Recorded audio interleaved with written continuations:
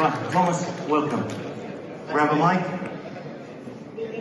All right, let's grab a seat because we're going to have 10-15 minutes with the panel. So, Thomas.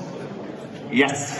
What are we going to talk about today? Because this topic with the 11001100 is way past my knowledge set. Every time people ask me that question, I propose that, hey, let's have the system speak for itself. So you want to show us the video? Yes. Okay, there we go. Let's watch the video.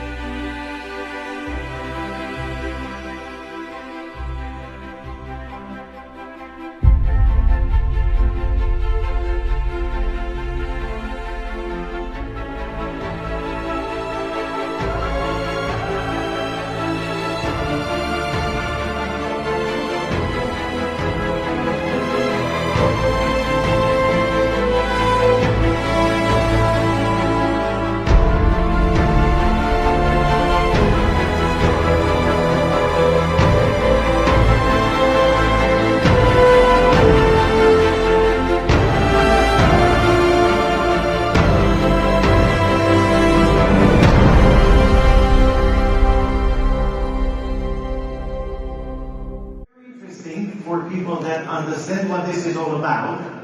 Now, I've been told you could program Jarvis from Iron Man to speak Chinese. Is that possible? Almost. I am actually the top contributor to GitHub in the island of Cyprus, including the north and the west, by a margin of up 85% from the guy who hold the second position. So I basically don't have a lot of guests.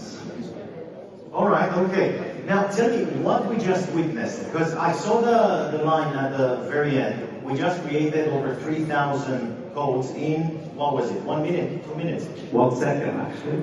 The system can, in theory, produce 1 million lines of software development codes per second. The average human software developer can produce roughly 550 lines of code per month. This is the research in regards to the industry average. That implies that the Aista Magic Cloud is 234 billion times more productive than a human being. That's billion with a B. With a capital B? Yes. All right, so now I understand you're in software automation. Yes.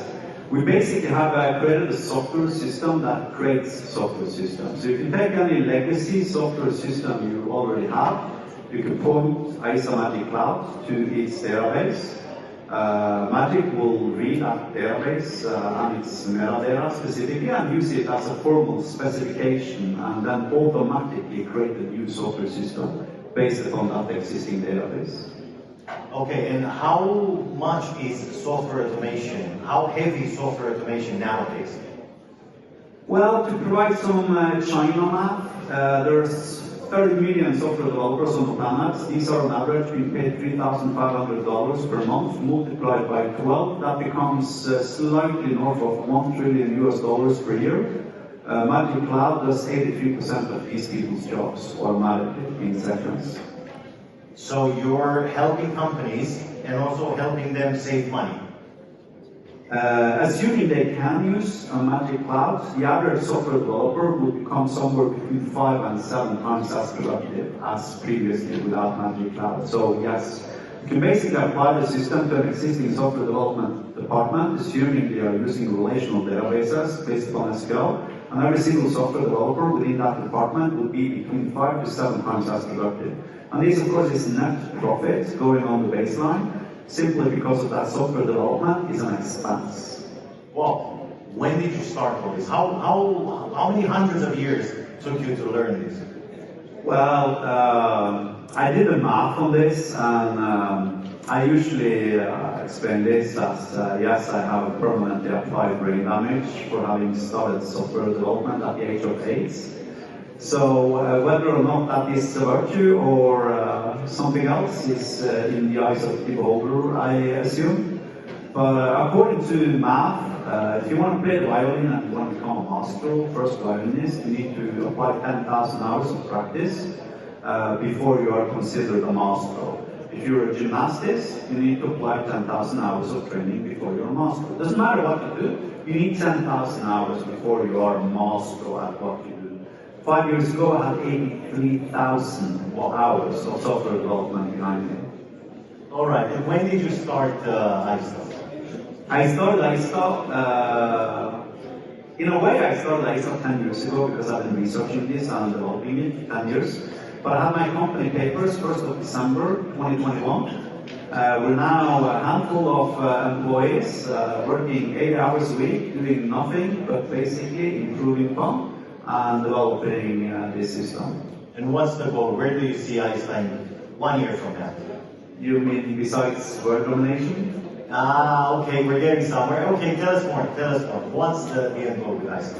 Well, we want to become a unicorn within 12 months of operation. We're starting our hub onboarding system 15th of June. Unless we're a unicorn, 15th of June 2023, I have faith. And do you see it happening? I see it happening. Every single human being I've shown the system to sees it happening, and no, I don't want investors. All right, so he's rich. Okay, where does Aista apply to? Forex, cryptos?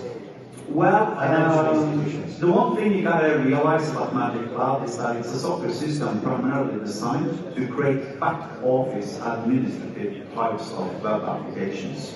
So you probably wouldn't create a registration, onboarding, front-end customer-facing hub with it, for instance, to onboard Forex clients. But you see, this is only 20% of the actual software that the average Forex or crypto broker or etc. actually has. 80% of the software is actually a necessity they have to have in their back office to provide stuff such as KYC processes, CRMs for sales people, etc., etc. Now, this 80% of the software that's being consumed in the back office parts of companies, such as the ones presented here today, that's where you would want to use Aista Magic Cloud. But what's going to happen with the people that work in the back office, Thomas? They're going to be 5 times as productive. So you can basically multiply your company's ability to generate revenue by 5 times without having to apply more human resources to the problem. You know why I'm asking? Because I've been speaking about artificial intelligence quite a few times, and I had the panelists talking about artificial intelligence, and this is one of my main concerns, let's say. What is happening to the average person that's used to wake up on a Monday morning at 6:30, go to work, come back 5 days a week? What's going to happen to them? Are they going to start buying virtual land and leaving the metaverse like many people want to? Well, you use the word average person. That depends upon the average person. If you fight this, you're going to lose your job. If you embrace it, you're going to triple your salary. It's really that simple. Why? Because the future is going to happen anyway. I mean, even if I was assassinated here on stage, and let's hope not, because I'm with you on the stage. And Aista completely collapsed. Somebody else is going to solve this problem, right? I mean, you go 100 years back in time. It took an approximate of 50 people 18 weeks to assemble a car. When Henry Ford started mass producing them, inventing the assembly line and standardizing the process, and you get the process down to 18 hours.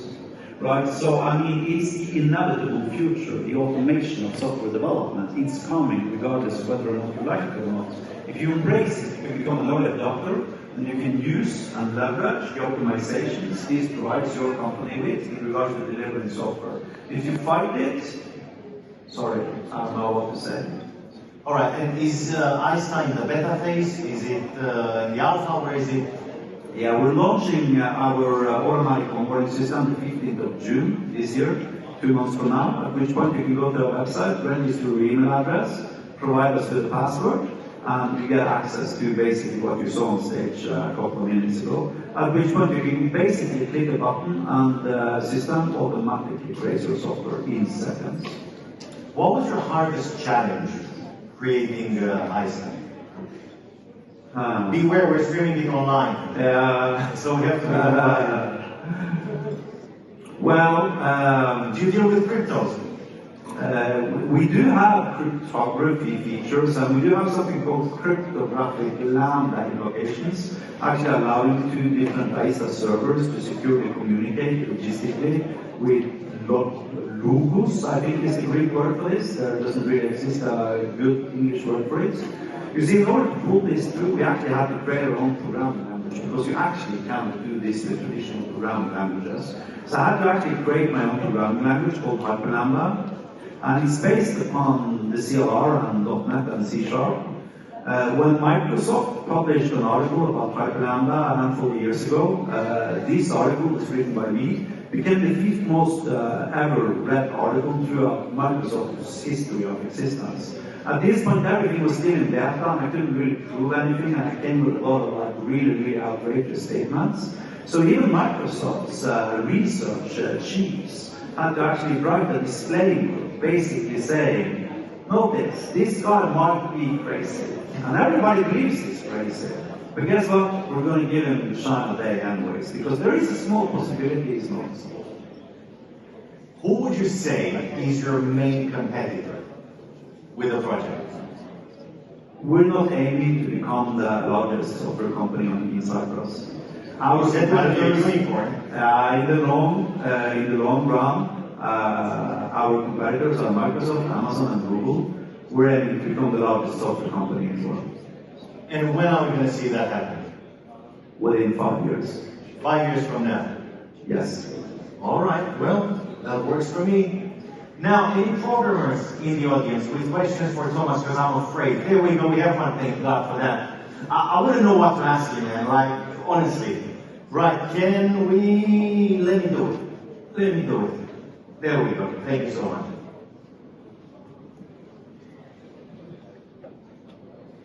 It should be open. If it's on, the sound guy will fix it for us in just a second. No, it's not on. Yeah, it's on now. No, leave it on, don't play with it. This is what men do wrong, they keep playing with it. I'm going to back. So, Michael, I would ask basically, as I understood, you are just taking as input the schema of any database, and that's fine. So, if you're taking a schema of a database that is something like exists already, and there is a system that uses it probably, why would anybody replace whatever they have with auto-generated version of basically what they have? And if they don't have, and they will just define a schema of the ideas that they have, like what they're trying to achieve, it probably will be wrong because they didn't have like the time to iterate and flash out all the business logic errors that they might have. So it's two-part question. So could you explain a little bit more why they would replace what they have and how they would debug the logic in their schema if they don't have already? Brilliant question. Yes, so first of all, the reasons why people would want to replace their existing software systems is because, I'm going to try to do this in a way that doesn't imply us getting censored from YouTube or anything, okay? But it's going to be difficult. It is because their existing software systems are basically, in 99.9% of the cases, sorry, no offense, I've been working as a professional software developer for 22 years and it's all garbage. So you need higher quality, higher amounts of security, better performance, slicker and faster and more scalable software systems. Magic performs at 3 to 4 orders of magnitude faster on every single neutral measurable parameters compared to your existing legacy code. So you want to get rid of your legacy code. You want to have your web apps as progressive web apps working on the phone, working on Linux, working on Mac, working on every single browser, including your grandma's toaster, assuming it has a web browser, of course. That's the answer to question 1. Question 2, no, it doesn't apply by business logic. It doesn't do that. So it takes the schema exactly as the questioner actually had figured out already, and it uses it as a formal specification, and it automatically scaffolds so first the backend, then it takes metadata from that backend and generates a front end. However, actually I've measured this on several different projects, neutrally observed, counting the lines of code that the system produces. Before I was able to deliver a finished product, including its business logic parts, and the average is 83%. So the system does, even if you have to apply manual business logic to the generated result after Magic is done doing its thing, this Magic still automatically generates, on average, 83% of your code. Why? Because most parts of your code are related to reusable objects, such as authorization, authentication, users management, logging, invocations, general things such as reCAPTCHA on particular endpoints to avoid bots from spamming your server, etc., etc., CRUD, inner joins, primary keys management, etc., etc. So, the code that the system produces obeys by every single link standard. For instance, the front end that your system generates is perfectly assembled Angular code, following every single link standard, and you can manually apply as many changes as you wish to it after the system has generated the initial code. So it basically just produces better software than the human being does, while still allowing the human being to actually manually modify that code after it's done its job. Right, I hope this answers your question. I'm mindful, I don't know about you. Do we have another question for Thomas? No. Do you know what you did right now? You won a bottle of champagne for the only question of the panel. So come collect the bottle of champagne in just a second. Right, ladies and gentlemen, let's give it up for Thomas Hansen at Aista. Thank you. Thank you so much. Thanks, Andrew. Brilliant. Thank you so much. All right, drop the mic. Thank you.